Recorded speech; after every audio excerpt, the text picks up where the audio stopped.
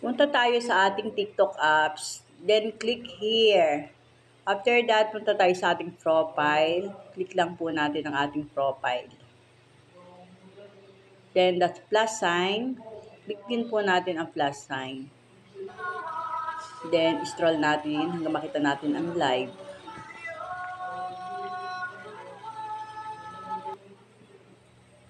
Click the live and go to live. Ayan na siya, guys. And after that, yung guest, click natin. Then, settings sa taas. Ayan. Kung sino pong gusto nating makakita ng ating mga live, yan. Click natin yung layout kung ilan ang gusto natin din. Switch natin yan. Ayan guys ang lalabas. If ever na gusto natin, palit